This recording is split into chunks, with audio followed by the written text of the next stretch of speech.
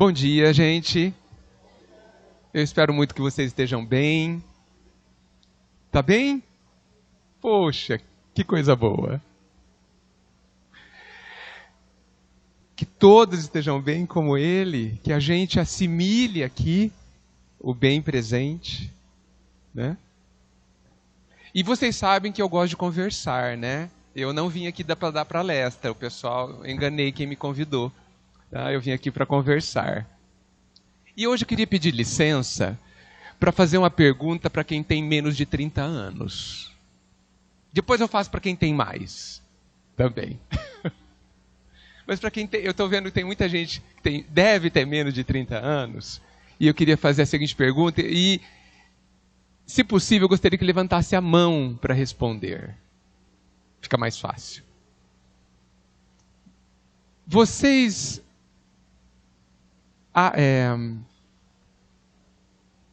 acham, os que têm menos de 30 anos, vocês acham que as pessoas se sentem amadas?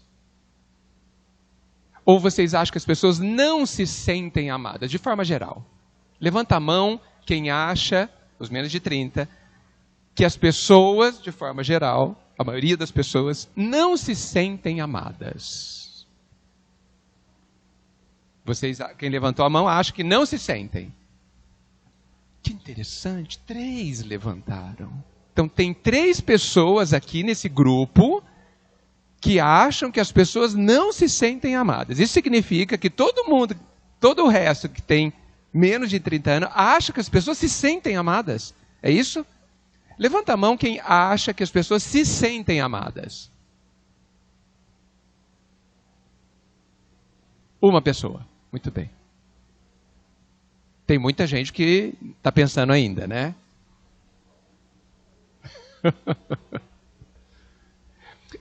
Oi? Oi?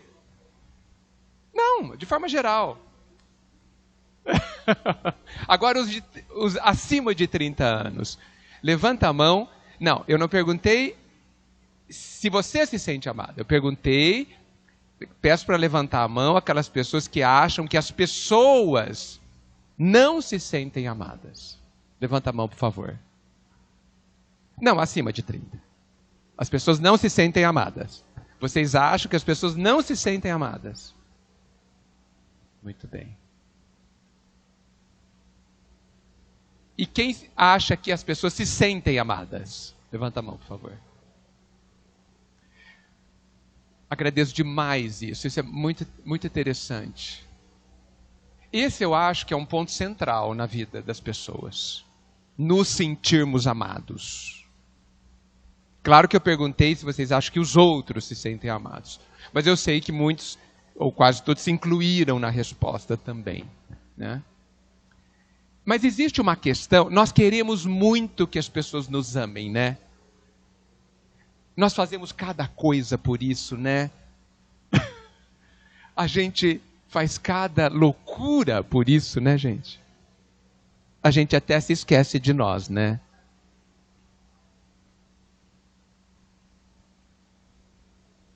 Será que no meio dessa busca de ser amado, a gente se pergunta, ou trabalha, ou pensa, se a gente se ama? Será que eu consigo gostar de mim?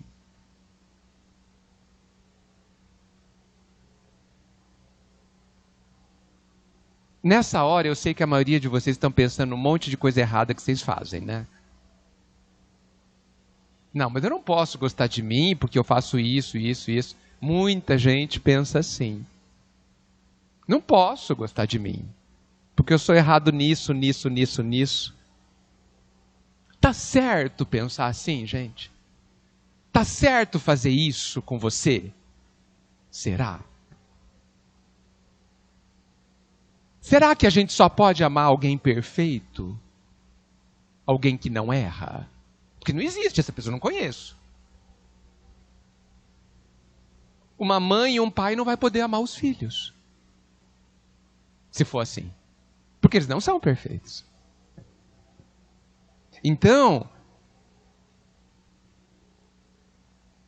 É torturante a gente olhar para dentro da gente e não gostar da gente só porque a gente bateu em alguém, matou alguém, xingou alguém, não gosta de alguém.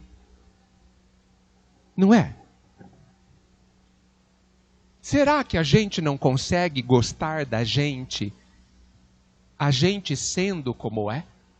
Será que isso é possível? O que vocês acham? Acham possível? Que bom. Até porque eu acho que não tem outro caminho. Porque a gente é como a gente é, certo? A gente tem muita dificuldade de não ser como a gente é, certo? E é torturante, é sofredor. Talvez uma das maiores dores que existe, e às vezes é muito curioso, que quase a gente não identifica, é não gostar de si. As loucuras que a gente faz para que as pessoas gostem de nós estão relacionadas ao fato da gente não gostar da gente. Porque se a gente gostar da gente, a gente não vai fazer determinadas loucuras para que o outro goste de nós. Para que o outro fique conosco. Para que o outro aprove a gente. Porque se eu gostar de mim, eu vou resolver um monte de problemas. Só que eu preciso gostar de mim sendo imperfeito. Cometendo erros, ferindo, sendo egoísta, sendo orgulhoso, às vezes sendo maldoso, às vezes querendo que o outro sofra. Porque nós somos assim, ou não? Ou é só o pessoal de Bauru que é? Porque senão eu mudo para cá já. Porque o pessoal de Bauru é assim. Não sei aqui. Então, eu gostaria de fazer um convite para a gente conversar um pouco sobre isso. E para a gente quebrar essa crença, ou esse hábito de pensamento, esse vício, eu diria, de esperar ser perfeito, ou ser muito melhor do que é hoje, para gostar de si. E às vezes eu acho que amar a si mesmo até é uma coisa bastante complexa, vamos pensar assim. Mas será que a gente não consegue nem se admirar? Ou admirar algumas coisas que a gente faz. Não precisa se admirar tudo, porque às vezes tem algumas coisas que não são admiráveis, né? Não são nem publicáveis. Não podemos nem falar delas, né? Melhor não, né? Melhor não. Graças a Deus os pensamentos são secretos, né? Que continuem assim, por favor, né? Mas tem muita coisa que todos nós fazemos que são admiráveis. São admiráveis, são louváveis. E a gente acha que a gente não faz mais que obrigação. A gente despreza, se desvaloriza, nem valoriza as coisas boas que a gente faz. Vocês acham que é assim que a gente deve viver, gente? Não é muito cruel isso? Essa autodesvalorização que a gente faz? Não é cruel? Ou vocês acham que eu estou pintando de cores muito bonitas a forma como a gente é? Será que eu estou procurando me enganar? Fazendo essa reflexão? O que vocês acham? Alguém quer me colocar alguma coisa? O que vocês estão pensando sobre isso que eu disse? Alguém gostaria de me contar? Oi. Oi. Assim como? Qual aspecto?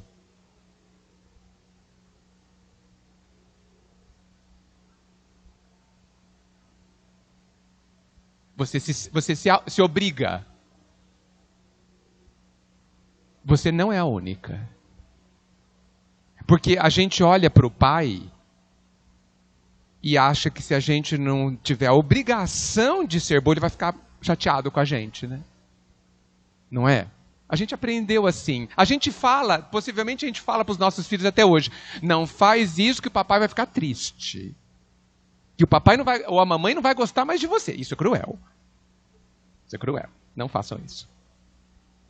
E aí a gente transfere para o pai, né? Ai, se o meu pai, a minha mãe, não vão gostar de mim se eu não dividir o bolo de chocolate com o meu irmão, Deus então vai virar as costas para mim. A gente não pensa assim? A gente tem certeza disso. Isso que é o pior. E esquece que a gente aprende que o pai nos ama incondicionalmente. Que significa que o pai nos ama independentemente do que a gente faz. A gente acredita nisso? Não, né? Obrigado pela sua honestidade. A gente não acredita que o pai nos ama do jeito que a gente é. O criminoso possivelmente não acredita que ele é amado porque ele matou 10 pessoas. E nós, que não acreditamos que o pai nos ama porque a gente é egoísta. Porque a gente pensa mais na gente que nos outros.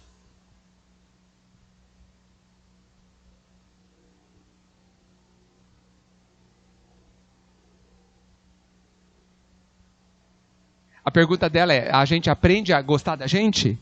Ou a gente já vem com isso? É um aprendizado. Entendo eu que é um aprendizado. Eu preciso descobrir que existe uma grandeza dentro de mim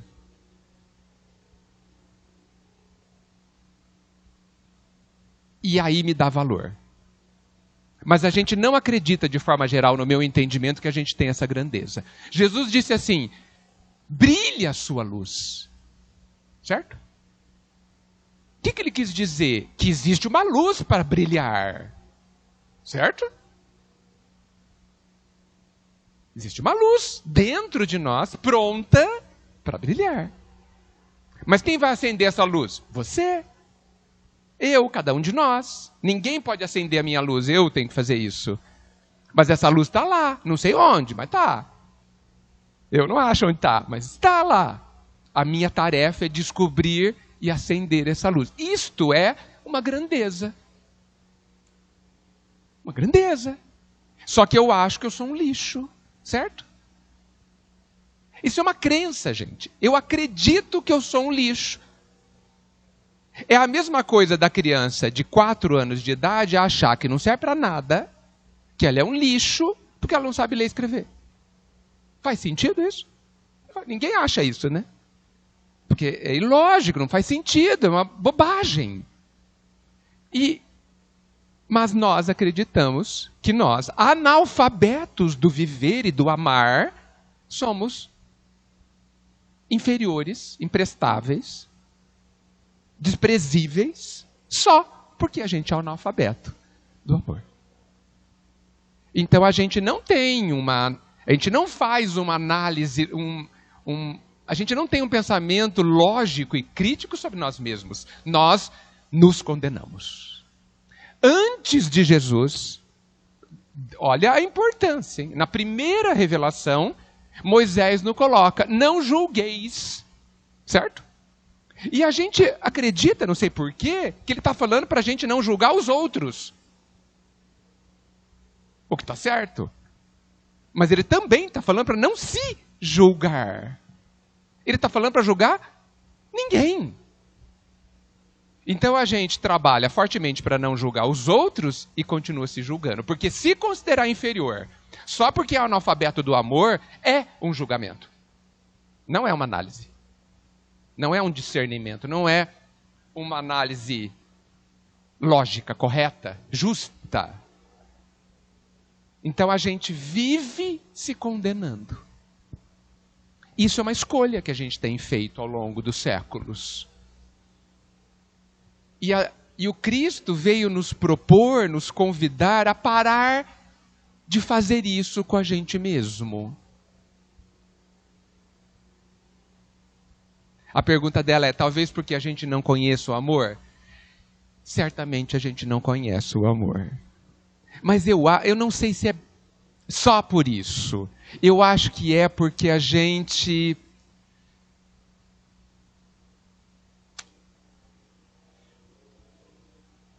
precisa aprender Olha, eu tenho dificuldade para falar do amor porque eu não entendo bem o que ele é. O amor, para mim, é um negócio que me escapa, né? O amor é o próprio, é sinônimo de Deus. Como eu não entendo Deus, não entendo o amor. Mas eu entendo gostar de mim, ou gostar de alguém. Eu entendo o que é simpatia por alguém. Eu entendo o que é uma admiração. Então eu até procuro trocar, não falar de amor, porque o amor, para mim, e talvez para a maioria das pessoas, é uma coisa muito abstrata, muito rarefeita, mas a admiração eu consigo. Simpatia eu consigo. E eu acho que admiração, simpatia, gostar, é tudo filho do amor. Está dentro, é um começo, é um caminho. Né? Então eu acho que, não, de fato a gente não conhece o amor, mas a gente podia olhar para a gente com generosidade, com compaixão. Não podíamos olhar para nós? E por que a gente não faz? Porque a gente está há milênios se autocondenando, constantemente, se autoferindo, se autossabotando. Quantas pessoas vivem períodos de suas vidas, períodos excelentes, com saúde, com uma certa tranquilidade financeira, com uma certa tranquilidade familiar, e vive esses períodos morrendo de medo. Por quê? Porque acha que não merece esse período. A gente fala assim, nossa, a vida está muito boa, alguma coisa de ruim vai acontecer.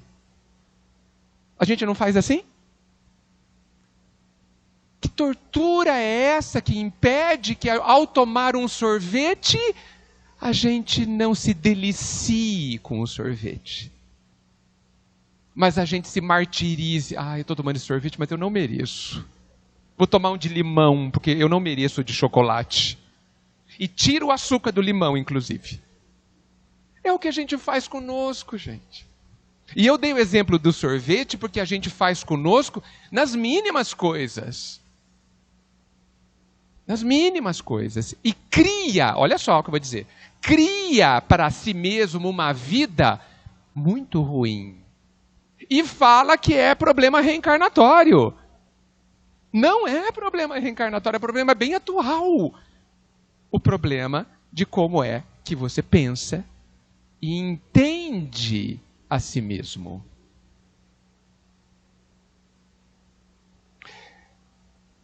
Kardec nos diz que existem dois tipos de aflições. As aflições do passado e as causas atuais das aflições.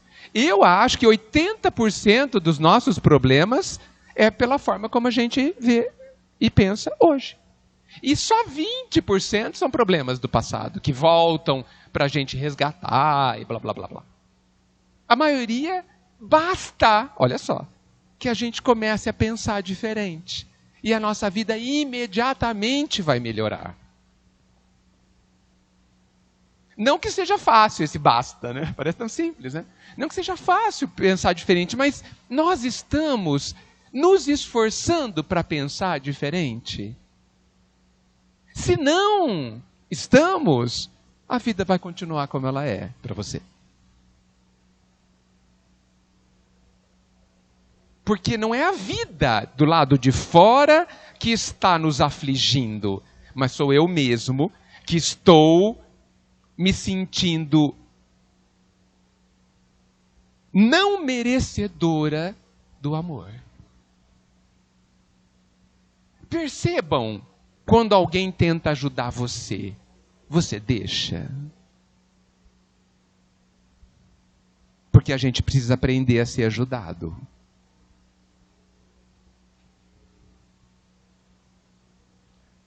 É possível pensar que nós que não sabemos receber a ajuda, a gente não goste de nós. É possível. Fica uma suspeita aí. Pode ter outras razões, mas é possível. Quando alguém chega e te faz um bem, você aceita integralmente este bem? Ou você fica incomodado? Para pensar.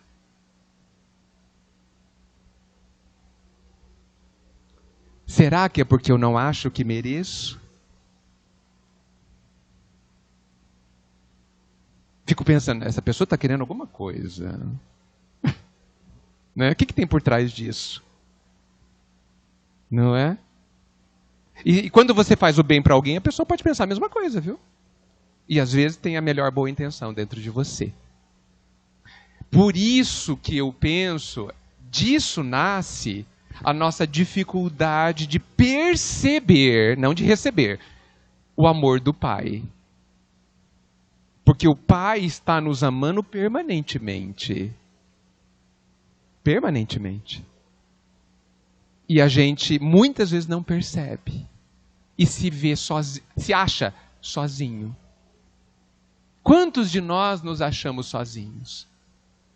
Largados na vida, desamparados, sendo que a gente já pode concluir que o desamparo divino é ilógico, ele não tem sentido. Porque ele é permanente, porque o Pai é perfeito, porque estamos mergulhados no seu amor e nada escapa a ele. E ele se preocupa 100% conosco. Mas a gente não sabe receber esse amor. E se condena permanentemente.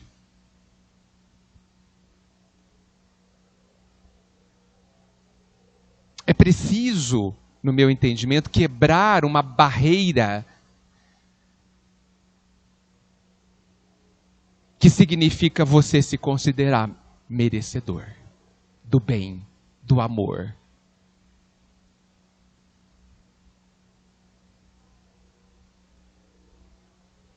Por isso que eu não gosto muito, eu tenho parado de falar, a gente vê muito no meio espírita, eu vou receber só o que eu mereço. Eu vou ser curado se eu merecer. E aí eu não sou curado. Então eu não mereço, certo? Errado. Eu acho que eu tenho parado de falar e pensar dessa forma. Eu tenho falado assim, eu tenho o que eu preciso e não o que eu mereço. Porque o Pai não trabalha com conta corrente conosco. Por quê? Porque Ele nos ama incondicionalmente. Ele é aquele que dá sempre para todos nós. Ele não pergunta, você merece? Não, então eu não vou te dar. Ele não pergunta. Ele não olha numa conta corrente e fala assim, esse aqui, não, só vou dar um pouquinho porque ele está muito ruim. Ele não merece nada. Agora eu vou dar um pouquinho porque ele fez uma boa ação. Não é assim que funciona. Porque senão seria um amor condicional. Um amor que tem critérios. E o amor dele não tem critérios. Ele é universal. Ele é 100%. Ele nos ama porque a gente existe. E a gente precisa interiorizar isso. Apesar disso ser talvez lógico e compreensível, a gente precisa sentir isso. E a gente precisa fazer um trabalho para sentir isso. A gente precisa aprender a ser amado.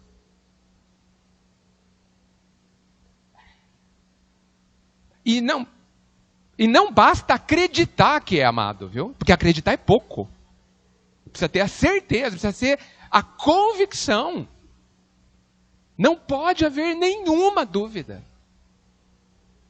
Mas e quando eu descubro uma doença grave?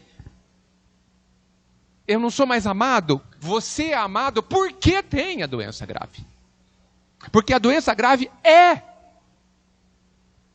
a sua cura. Tem um livro, se não me engano, não vou lembrar o nome do livro, mas é o médium, chama Sirineia, lá de Piracicaba, o espírito é o Leon Tolstói. E no tempo de Jesus, um homem pede para Jesus ir curar a sua esposa que estava com lepra. Um homem muito rico, inclusive. E Jesus decide ir até lá. Quando ele entra no quarto, um cheiro terrível, porque ela já estava em decomposição praticamente. Na época não havia nenhum tipo de tratamento.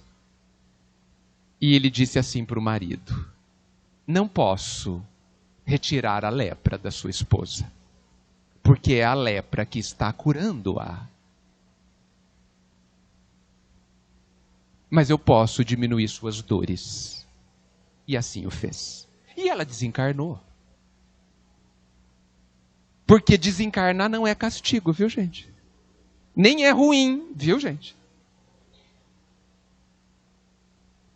Só para constar essa parte. Mas eu achei muito interessante, a lepra, a doença, estava curando. Curando quem? O corpo? Óbvio que não. Curando o ser. Você. Você quer ser curado? E eu não estou falando do seu corpo, hein? Você quer ser curado? Nós queremos ser curados do nosso ego, de tudo aquilo que nos causa dor verdadeira. Melhor, de tudo aquilo que nos causa sofrimento verdadeiro. Nós queremos ser curados da nossa ignorância sobre o amor. Nós queremos ser curados pelo fato, pela tragédia. Não, tragédia também não. Pelo fato de nós não sabermos amar. Porque amar é a glória, gente. Amar é a felicidade que a gente não tem. Porque estamos aprendendo ainda a amar. E acender a própria luz é a felicidade. É ser perfeito. Nós queremos nos curar do fato de não sabermos amar. Se a resposta for sim, então tudo o que a vida nos der é para isso. Aliás, tudo que a vida nos dá é para isso, queiramos nós ou não. Então, quando o nosso corpo é acometido de uma doença grave, não é merecimento ou falta de merecimento. É porque nós precisamos daquilo para que aquilo nos cure. Ou melhor, para que com aquilo a gente se cure. Para o impacto que a doença no corpo, ou a condição no corpo, eu não estou falando só de câncer, não estou falando só de tumor no cérebro, essas coisas talvez mais agudas. Eu estou falando de qualquer tipo de desequilíbrio orgânico. Eu estou falando de qualquer tipo de problema familiar. Eu estou falando de qualquer tipo de situação que nos incomode, que nos faça sofrer, que mobilize a gente. Tudo isso está trabalhando, nos dando oportunidade para que a gente se cure. Por isso que a gente devia, proponho, que a gente não fale, meu Deus, olha, estou doente agora, deve ser porque eu não mereço a saúde do corpo. Deve ser porque eu fiz aquele monte de besteira há 10 anos atrás. Deve ser porque eu sou muito egoísta. Deve ser porque eu não vou no centro. Não é? Porque eu não oro para o Senhor. Essas bobagens, acho que a gente pensa. E Deus está falando, não, filho, é nada disso. Eu estou te curando. Porque eu acredito em você. E por que eu acredito em você? Porque eu te fiz e eu sei quem é você. Você não sabe, mas eu sei. E eu já vejo ele falando, dentro de você a luz que vai brilhar amanhã. E eu gostaria também que você visse. Para que você começasse a ser feliz agora.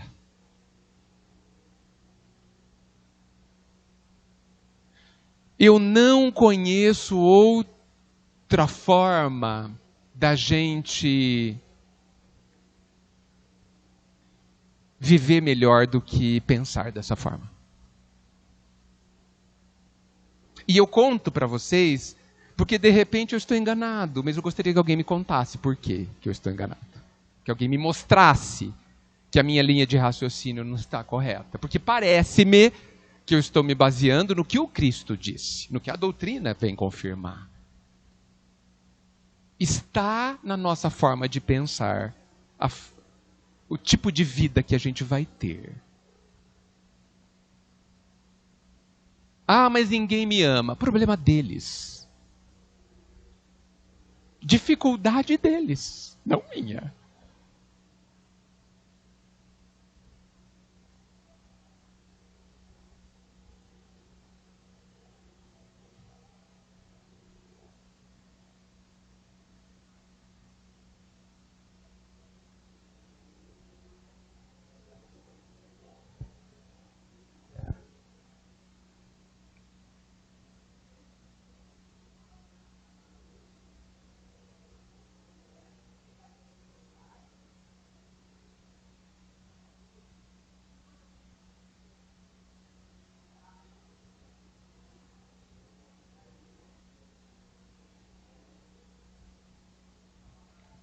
defeitos.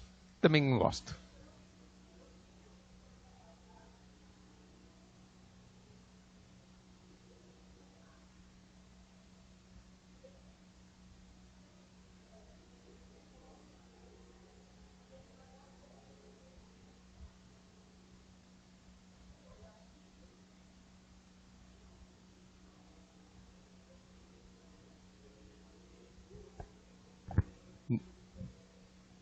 Deixa eu contar para eles tudo que você disse. Vou tentar. Ela está dizendo que o aplauso do outro não significa muita coisa. Porque o outro não conhece nada da gente. Então ele não sabe avaliar. Mas nós deveríamos nos conhecer muito ou um pouco mais e verificar o que existe dentro de nós, o progresso, menor que seja, que a gente já fez. A gente deveria pensar nos esforços que a gente tem feito para ser melhor. E não se ater somente ao resultado final, porque o esforço é muito importante. Em suma, tentando resumir o que a Selma disse, nós somos os únicos capazes de nos avaliar. E a opinião do outro é uma opinião não abalizada. Se você tem uma joia, você leva para quem avaliar? Para o engenheiro ou para o joalheiro? O joalheiro. Por quê? Porque ele estudou, ele tem experiência, ele sabe. Aí se o engenheiro fala, nossa, não tem valor nenhum, você vai acreditar? Melhor que não. Eu não estou desprestigiando o engenheiro, por isso que eu usei essa profissão. Mas é que ele tem outros conhecimentos. Se você quiser construir uma ponte, chama o engenheiro, não chame o joalheiro. Senão essa ponte vai cair. Então, quem é que mais pode te avaliar? Você. E nós estamos entregando para o mundo essa função. E a gente acredita. Isso é terrível. A minha mãe, olha, eu usei de propósito, ou meu pai falam que eu não sirvo para nada e eu acredito. Ah, mas a minha mãe me conhece muito. Conhece um pouco. Bem pouco. Mesmo que seja a pessoa que mais te conheça, ainda é pouquíssimo. Porque só você vive dentro de você. Só você. Só que imagina, gente, você olhando para dentro de você com uma carga de preconceito contra você mesmo. Imagina. O que gera disso? Dor, sofrimento. A gente acha que a gente tem que ser bonito ou bonita. A gente acha que os feios estão condenados. Gente, isso por si só, nem precisa ir para o resto, já é uma tragédia. Uma tragédia. Porque a gente está falando da casca. Quantas frutas têm cascas tão feias? Lixia, por exemplo, jamais comeria uma lixia. Casca feia, dura, espinhosa. E dentro, um mel. Somos nós, gente. Enquanto tem algumas frutas belas que são amargas. Então, esse é um critério tão humano, tão pobre, que a gente cultiva, que a gente acredita. Fora se a gente pensar nos padrões de beleza que estabelecem por aí e que a gente cai que nem um patinho. E acredita, e sofre, e vive em função disso. Um critério de autoanálise terrível. O outro é o critério de bondade. Eu tenho que ser muito bom para ter valor. Aí eu lembro das mães que descobrem que, algumas mães, a maioria das mães que descobrem que estão grávidas e já amam o filho. Eu não entendo por quê. Por que uma mãe que acaba de descobrir que está grávida ama o filho? Não fez nada de bom para ela. vai dar trabalho pelos próximos 50 anos. Tá certo? Vai tirar noite de sono, vai ter dor do parto ou da cesárea. Vai ser uma encrenca. E ama essa criatura. Eu não entendo. Mas eu sei por que ama. Porque essa criatura, como eu disse, existe. Não é verdade? Existe. Você descobriu que tem uma pessoa que existe no seu corpo. O pai é a mesma coisa.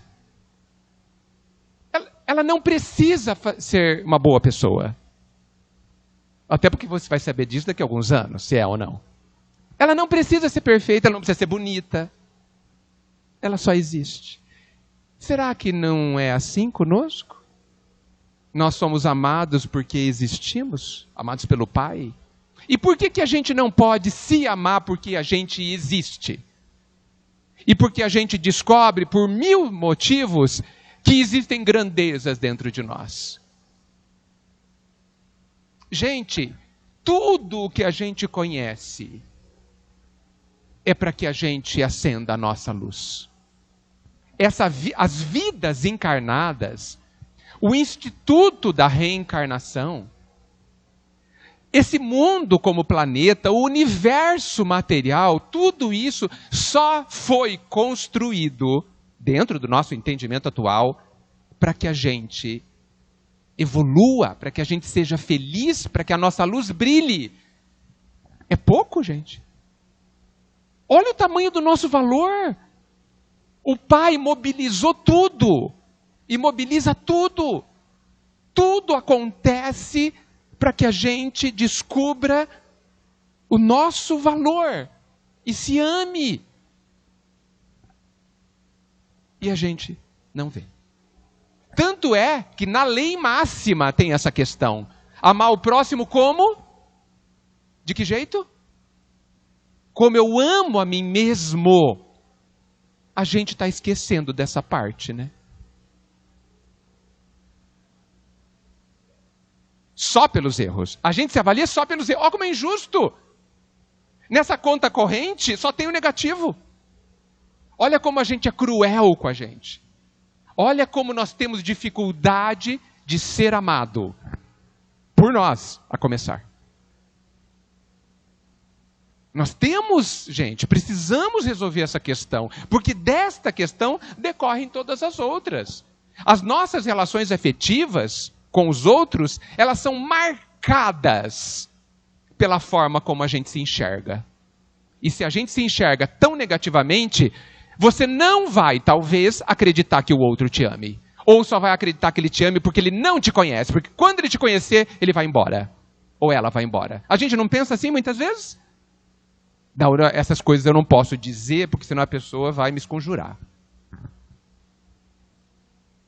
E a gente cria um pacote bem bonitão, né? Faz um embrulho bonito, né? Por que depois que a gente se junta, dá tudo errado? Muitas pessoas perguntam isso. Porque desembrulhou o pacote. Descobriu que o príncipe era sapo.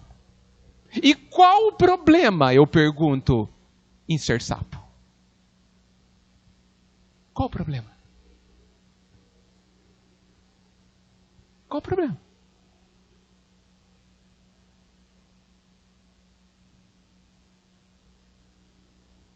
Porque quando a gente conta essa história do príncipe e do sapo, a gente está falando que a gente não pode gostar de alguém que não seja perfeito.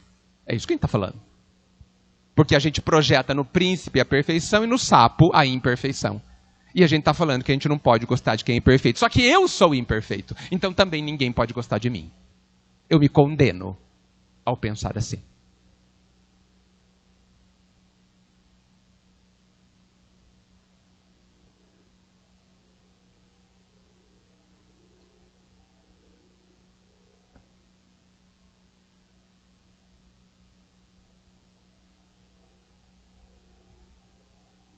Quando eu desejo o quê?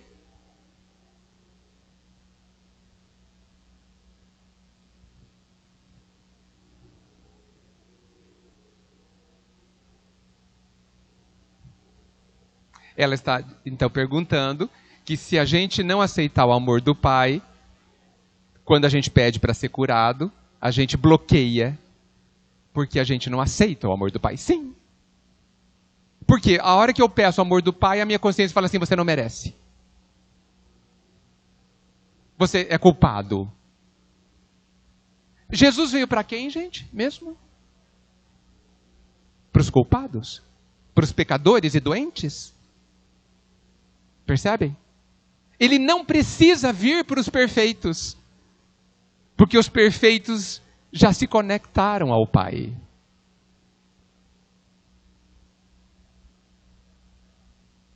Observem em André Luiz. Há vários casos de espíritos culpados ali. Principalmente quando a gente fala de obsessão. E o que eles recomendam para aqueles que se arrependem? Que descobrem que, puxa, não é desse jeito que eu devo viver. Eles falam assim, prossiga. Não há condenações. Há consequências. É muito diferente, gente. A lei não pune. Traz consequências. Há uma diferença de valor imenso. A punição envolve uma vontade de ferir, de oprimir. A consequência apenas é natural. Da mesma forma que se eu chutar a parede sem o sapato, eu quebro o meu dedo. A parede me puniu. Ninguém fala assim. Por que não fala? Que a parede me puniu. Quebrei meu dedo. Que parede má. Que malvada. Ela não me compreendeu. Por que eu não falo assim da parede? Porque ela não me puniu. Foi consequência natural. E quando eu firo alguém, a consequência absolutamente natural é que eu, talvez, isso não é regra total, matemática, seja ferido também. Consequência. Então, nós temos autorização para estar bem, mesmo sendo culpado. A gente vê nas parábolas de Jesus, só para ilustrar novamente, que diante de um pecador, Jesus falava assim, vai e não peques mais, certo? E todo mundo, na maioria das vezes, presta atenção no não peques mais. E se esquece de que ele disse, vai, prossegue, não pare, não fique estagnado no seu remorso, viva, faça como Pedro, que ao negar 3 vezes o mestre, viveu, e não ficou lá chorando, se martirizando, se chicoteando, viveu, e viveu impulsionado por aquele erro. Puxa, neguei o mestre que eu amava, eu vou fazer muito mais agora. É possível pensar que aquele fato, a negação, aquele erro dele, o ajudou a acender a própria luz. Ao invés de ficar lá chorando, ai meu Deus, eu sou o último dos seres, porque eu neguei Jesus. Ele foi. E foi diferente. Foi fazendo diferente. Por quê? Porque acreditava em si. A gente acredita na gente?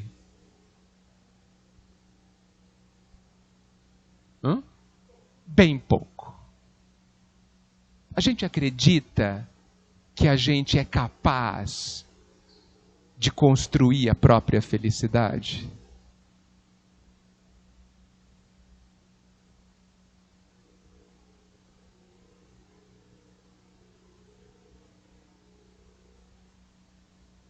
Só de acreditar já é gostar de si. Você pode pensar, mas eu não sei como. Tudo bem. Tudo bem. O aluno de 4 anos não sabe aprender. E a vida vai ajudá-lo. Mas, felizmente, a criança de 4 anos não pensa nessas bobagens, né? Ai, não sou capaz de aprender. Graças a Deus não pensa nisso. Né? Vai lá e pronto. É por isso que a gente deve fazer como elas. Vamos viver. Num livro perguntam para um espírito assim: o que eu devo fazer para viver uma vida plena? A resposta: viva. Vá. Só que muita gente pensa que esse ir é acordar cada dia, respirar, comer, trabalhar e dormir. Não, isso não é necessariamente viver. Porque isso os animais também fazem. Isso é mais sobreviver. Viver é pensar sobre a vida. É olhar para si. É se perguntar por quê? Para quê? Viver é buscar muito dentro de si e cada vez menos fora. É buscar no outro. É buscar as respostas. Isso é viver. E nós temos, gente, nós espíritas,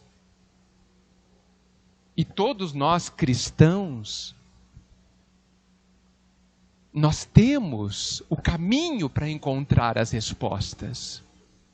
Só que a gente precisa caminhar o caminho. A gente não pode pensar que estar no caminho do Cristo é vir a um templo, vir a um centro, é ler o Evangelho. Não é. Isso é meio. Ah, eu sou cristão, pronto, já estou no caminho do Cristo. Não, não está, necessariamente. O que nós estamos caminhando esse caminho? Ah, eu faço caridade. Não é suficiente. Você está se descobrindo? Você está olhando para a obra-prima do Pai, que é você, que somos todos nós? Você está procurando a si mesmo? Porque se você não estiver dentro da sua vida, a sua vida não tem nada. E aí as grandes dores são chamadas a nos ajudar. Todas as dores, gente, só vêm para nos ajudar, viu? Nunca, jamais é para castigo. Nunca.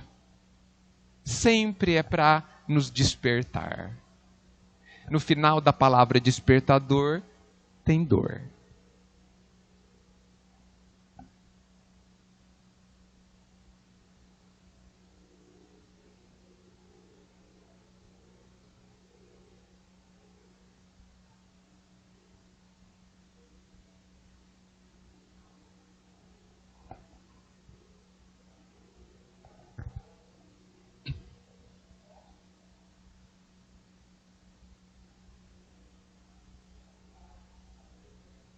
A Selma nos disse que ela entende que a felicidade, a gente se engana em pensar que é do lado de fora. Felicidade não é não ter problemas.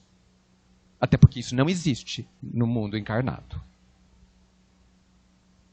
A felicidade é uma construção interna. Está no Evangelho. Paz íntima é igual felicidade. Não é a ausência de dor, hein? Porque você pode ter paz e ter dor. Você não pode ter paz e ter conflito. Mas você pode ter dor. Interessante, né? Felicidade é a ausência de dor e de problemas. Esquece. Isso não vai acontecer. Tá certo? Não existe. Porque nós estamos num processo de aprendizado e despertar dói. Aceitar as coisas como elas são, talvez uma das nossas maiores dificuldades, nos traz paz. Olhar para as coisas do mundo, olhar para a própria família, para o próprio trabalho, olhar para você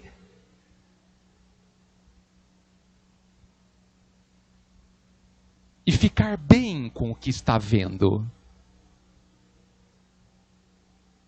Estar bem com o que está vendo não é se acomodar, mas é dizer, isso é a realidade.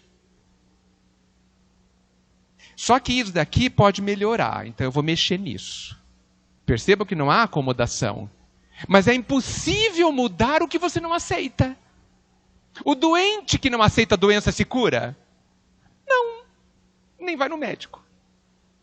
Mas eu falar, eu estou doente. Primeiro passo para a cura. Primeiro passo para a cura. Estou doente. Então, olha a realidade. Olha, realmente tenho problemas aqui. Bastante, né? Bastante problema para resolver. Mas olha, eu tenho uma grandeza. Eu tenho grandezas. Não estou usando quase nenhuma. Porque eu sou pequenininho ainda. A criança não usa a sua potencialidade. Ela está crescendo ainda. Ela não tem músculo suficiente, cérebro suficiente, não tem nada suficiente, porque ela está crescendo. Nós, espiritualmente falando. Olha, mas eu tenho uma grandeza. Eu sou plenamente capaz de aprender a ser feliz. A gente não pode duvidar disso, gente. Não pode. Mas eu não sei como. Ótimo! A vida vai te ajudar a descobrir. Fica tranquilo. Cada acontecimento, cada pessoa, cada situação da sua vida existe para te ajudar a aprender a ser feliz.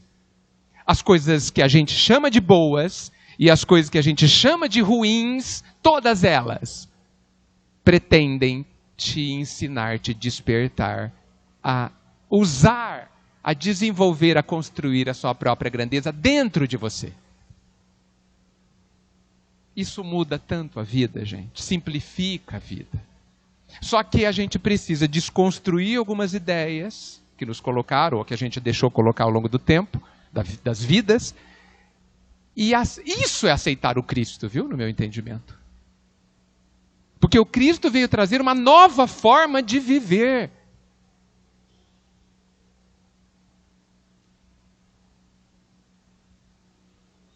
Nós estamos encerrando. Eu acho que temos, todos nós, eu inclusive, bastante coisa para pensar. O meu desejo, gente, é que a gente não jogue fora as coisas para pensar e caia no dia a dia, naquele automatismo. Eu gostaria, vocês acham que eu sou uma boa pessoa? Eu vou falar que eu não sou agora. Eu gostaria que todo mundo tivesse insônia hoje. Sim, não consegui dormir um minuto essa noite, pensando nisso. Eu acho que esse é um bom motivo para ter insônia. Porque os outros motivos que nos causam insônia são bem fraquinhos. Gostaria que vocês sofressem a insônia essa noite.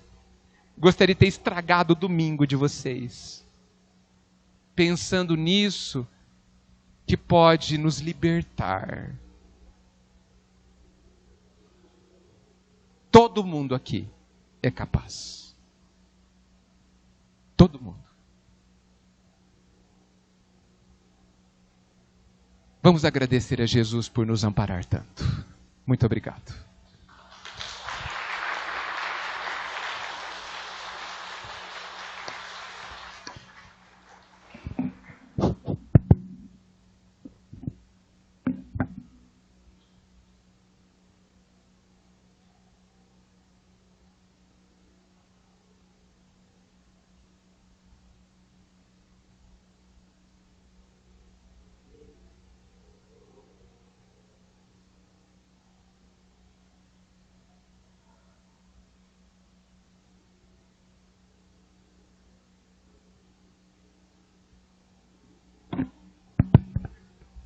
Bom dia.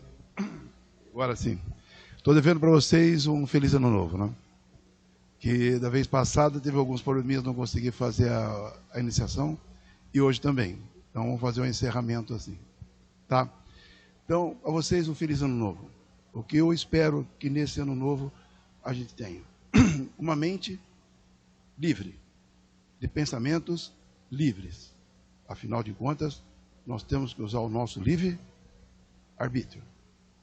O livre-arbítrio é o livre pensar. Tá? Aproveitando bem a palestra de hoje, todos os ensinamentos de hoje, o estímulo que nós temos sobre usar a nossa capacidade de livre pensar para realmente sermos felizes. E quem é o cara feliz no mundo? Existe um só que eu conheço: o bem adaptado. Independente da religião, independente da inteligência, independente do dinheiro, independente da sensualidade, ou seja lá o que for. Então, todos esses ensinamentos que nós vamos adquirir durante esse ano, vamos usar tudo para nos adaptarmos. E adaptarmos a quê? A principal lei, como Miguel disse, a chamada lei de amor. A lei maior de Deus, onde todo mundo afinado a essa lei será feliz. Por que feliz? Porque não será nem triste nem alegre. E essa condição de feliz. Feliz não tem contrário. Não terá pena nem raiva. Terá amor. Não terá adoração nem ódio. Terá amor. Então, como foi dito na palestra de hoje, amor é uma lei de equilíbrio. E seguindo esse equilíbrio, pedindo iluminação a Deus, que nós aqui na Terra já temos condições de receber e estudar e nos entendermos com isso, vamos começar a fazer o planejamento desse ano para que a gente, dentro do possível, consiga seguir essa lei sem se ferir e sem ferir o nosso próximo. Para a gente já está bom o amor assim, porque nós não conseguimos entender o amor incondicional. Eliminando as paixões, tanto as positivas quanto negativas, nós já estamos dentro dele. Eliminando o ferir o outro ou ferir a si mesmo, nós já estamos dentro do equilíbrio. Então, dentro desse ensinamento, vamos ver se esse ano nós ganhamos mais 2 pedacinhos, 2 passinhos. E afinal de contas, sempre digo a vocês, a importância das palestras, porque elas vão impregnando a nossa alma de florescência. Outro dia falaram que eu não sei fazer poesia e tive que fazer uma poesia na marra, né? O espírito semeia, o perispírito floresce e o fruto será visto no nosso corpo físico. Então, vamos impregnando a gente de amor com a nossa intenção e assim vamos colher o fruto do nosso corpo físico, seja no que sentido for, porque o nosso destino depende de nós e depende do nosso adiantamento e daquilo que nós viemos fazer. Ok? Fechando os olhos então, pensando em tudo que o palestrante nos trouxe hoje e na direção que devemos seguir do amor, que é a direção do equilíbrio entre as paixões. Não bancar o da direita sendo bom ladrão, nem o da esquerda sendo mau ladrão. E sim seguir a Jesus, que não é nem bom nem mau, é justo e não é ladrão. Só dá aquilo que produz. Então, agradecendo a Deus a oportunidade que nós temos de discutirmos esses assuntos, elevando o nosso pensamento, vamos orar com a voz do coração a prece que Jesus nos ensinou. Pai nosso que estais nos céus.